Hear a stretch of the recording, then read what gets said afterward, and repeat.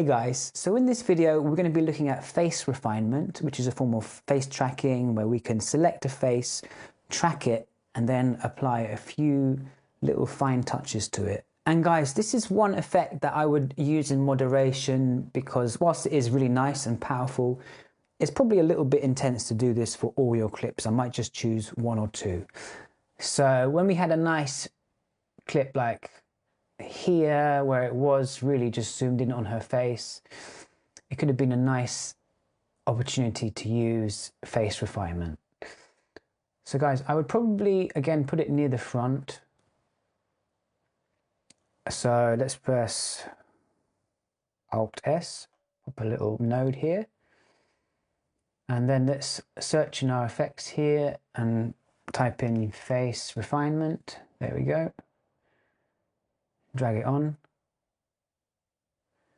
Now we're going to click Analyze. We're going to see this funky green image go over her face. So guys, it's basically just found us where the eyes are, where the jawline is, and now we're going to be able to use that information to do a little bit of color grading. So let's bring it onto a nice clear image, say here. And I might take the overlay off, so let's click that. Now I can apply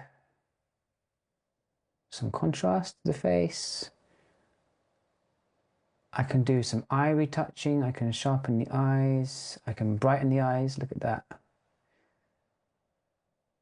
You want to be subtle here, guys, because if you use these too strong, it's obviously going to look a bit uncanny valley. Eyelight is a nice one. We can add a little bit of light around the eyes. Eye bag removal is just going to soften up below the eyes. She doesn't really have any wrinkles, so I don't really need to use that. Lip retouching, we can change the color of the lips, but I'm not going to do that. We can add some saturation.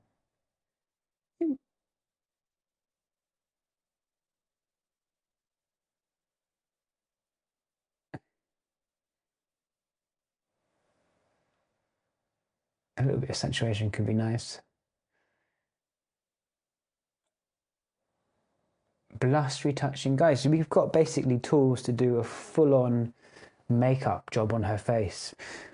But, you know, I probably wouldn't. The makeup artist has already done a brilliant job, and I'm not a makeup artist. I could probably make it worse. So I don't really feel like I need to do much more than that. I might even undo what I've done to her lips. And just trust the professional here because she's done a great job. But you can see, you know, with a little bit of work, that's it off. That's it on. I've just brightened up the area around her eyes. So guys, obviously we're working with someone with a really nice face who's just had professional makeup done, so it might not be too necessary to do anything. But it's nice to know that we've got that opportunity. Let's have a look where we were working before. So let's go over here. Let's go into this face node and get rid of that object. And get rid of this. Okay, so let's try face refinement here and see what happens. Hit Analyze, and now we've got two options, so we can choose which one to work with. Let's go with her. Click Analyze.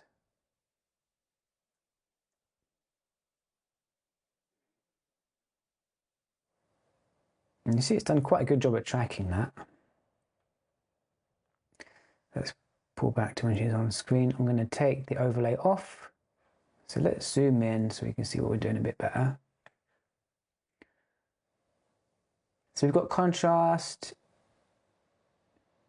which kind of looks quite good on her because she's not got any wrinkles. So if you want to just brighten it up a little bit, we can boost the midtones. I might pull the contrast down and then boost the midtones a little bit.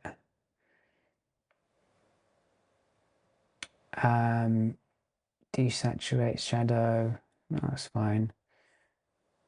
Would I put some highlight on her? Maybe a little bit.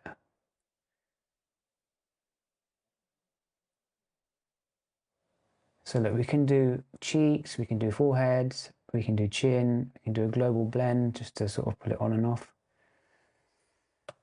And so let's see what we've got.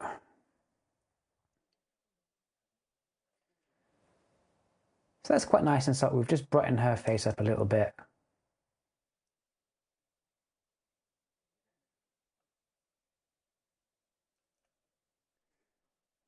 Okay. And we could do him as well. So I'm just going to press Alt-P and have another node, pull that face refinement on. This time hit Analyze and then go for him. Hit Analyze. I'm going to check this gentleman here. Okay. I'm going to take the overlay off and let's see what we can do here. So let's try some contrast. Yeah, we can make him a little bit sharper. We can boost the color a little bit. Well, I mean boost the exposure with the midtones here. I want to boost the color, probably not. Do I want to add some highlight to him? It's okay.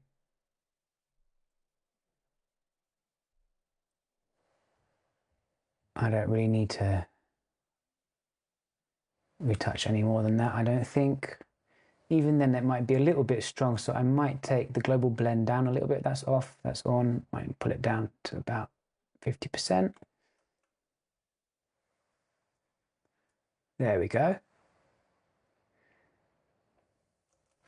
So guys, the face refinement is quite a good way to select the faces and just pop them out a little bit, and then you can do quite a lot of tweaking with them. And guys, I wouldn't really suggest you spend too long going through all the individual lips, cheeks and foreheads of all the faces in your video, because obviously that's going to take way too long. But it is quite a nice way just to select the face and brighten it up a little bit, and maybe just touch the eyes up a little bit if you want to. I want to look at one more example where we can use tracking to fix some exposure issues in an image. So we'll do that in the next video. See you there. Hey guys, so in this image, I want to look at using power windows to try and affect part of the image that's blown out.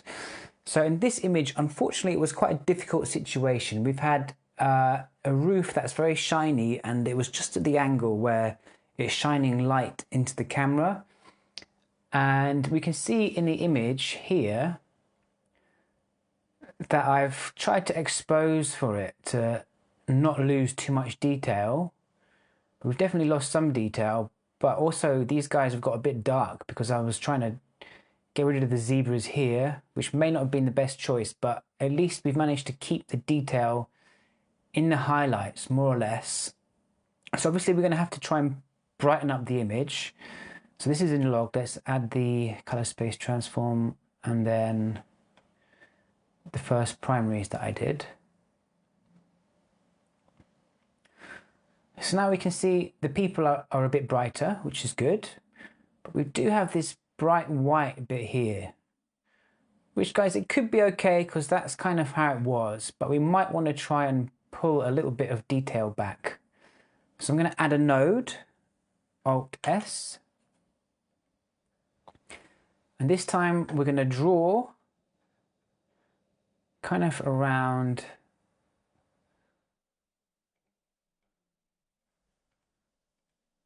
where this very bright area is. But I can't go too close to the groom because I don't want to get any darkness on him.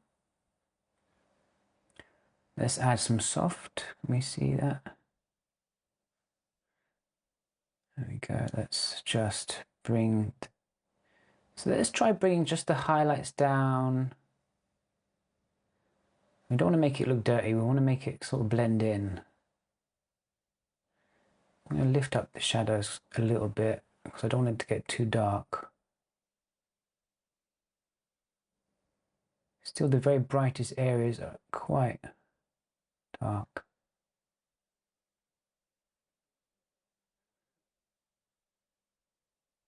And how's the contrast?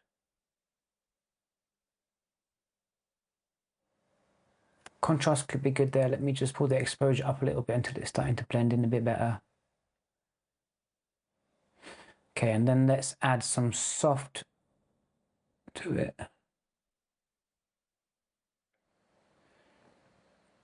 Okay, now we have to track. Let's track forward and back.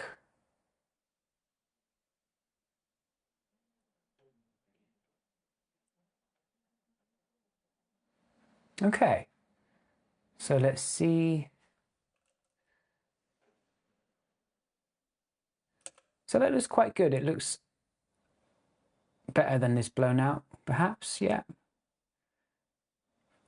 And then maybe just for one final example, let's put a little bit more brightness on this couple. So Alt-S. Let's go for a magic mask. Go for better, hit plus. Check this guy. Make sure we can see the mask.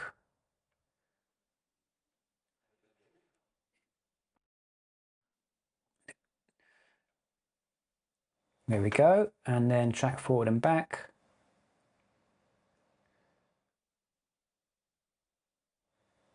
And then we can just pop them out a little bit. There we go.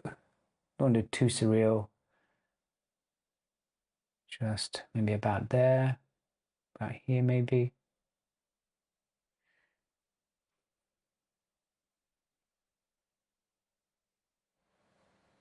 There we go. So there we are, guys. Just using the masking to correct some blown out parts and a final sample with the magic mask. Thanks for watching, guys. One final use of tracking will be object removal. So in the next video, we're going to check that out. See you there. Hey guys, so in this clip, there's a tripod I need to remove. And to do this, I need to track the tripod, then attach that to the object removal function. And the object removal can build a clean plate using its AI functionality. So let's jump into that now. So guys, there's a tripod here. I can zoom in by rolling in with my mouse wheel. And I want to track that. And guys, there's a few ways to do it. I need to add a node first. I could use a power window and then draw.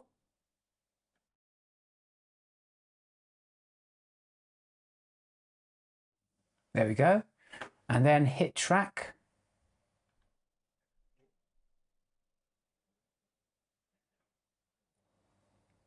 All right, and then I can hit Alt-S. And then we're going to go in Effects, select Object Removal. If you've not got it, let's start Object Removal. Oops. Here it is. Put it in. And now this blue will drag the tracking data across. So we drag it to there. Now in Object Removal, I hit Scene Analysis. And it's just finding that mask and observing around. And now if I press Build Clean Plate, it wipes it out using the AI information that it's got. And guys, so you can see it's mostly gone. We can kind of see some artifacts there, but if you're not looking at it, you probably wouldn't notice. So let's go back to the mask.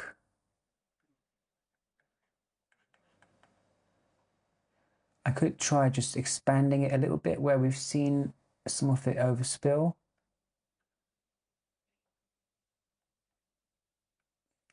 This. And then track again. I'm going to have to track backwards now. And then object removal. I'm going to have to press Scene Analysis one more time. There we go. Build Clean Plate again. There we go. It's done a better job. So guys, that's a pretty decent job. Let's zoom out. Now the tripod is gone. So if I unselect that, it's there. Now it's gone. Okay guys, so thanks for checking out this object removal video. Remember, you could also try using a magic mask to remove objects as well. In this circumstance, I found out drawing out a power window with a pen worked really well, so I didn't need to use that. Alright guys, thanks for watching, and I'll see you in the next video. Hey guys, so now that we've had a look at tracking, I want to just tidy up the node tree and then show you how to make a power grade. So basically it was looking a little bit messy, so I've stacked it all up. We've got face, which now we're going to just put a small face-sized object to track on. And then we've got a face refinement, which has got the face refinement effect already dragged on. Magic mask, which has got magic mask. And guys, I'm just going to basically copy and paste that so I can start deleting effects without affecting that one clip. So let's get rid of the previous effects there. But I've just got a node ready to put a magic mask on.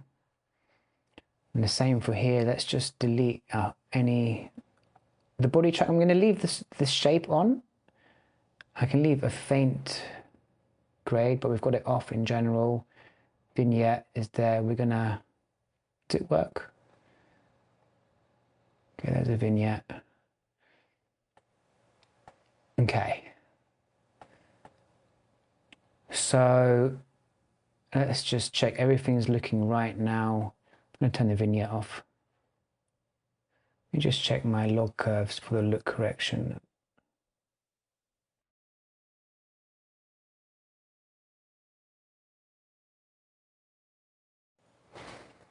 All right.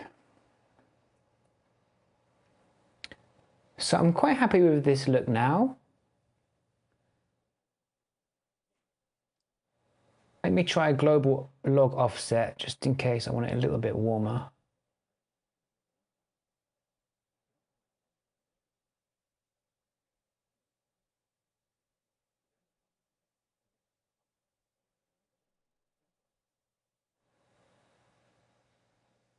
I feel that's looking a little bit better, a little bit more natural. Okay, so now that I'm quite happy with where I'm at, I'm gonna open up my gallery. I'm gonna right click and put grab still. And now I can apply this still to any clip. What I could also do is grab another one and then drag that into power grade. I've got that there. So now anytime I've got a new project, I can just drag this and I'll have that full nose structure and that color grade applied to it. Okay guys, so that's how we use power grades to copy node trees and color grades. And then next time we start a new wedding film, we can just grab everything, put it in, and it saves you doing this whole process again. In the next video, we're going to be looking at LUTs, so I'll see you there.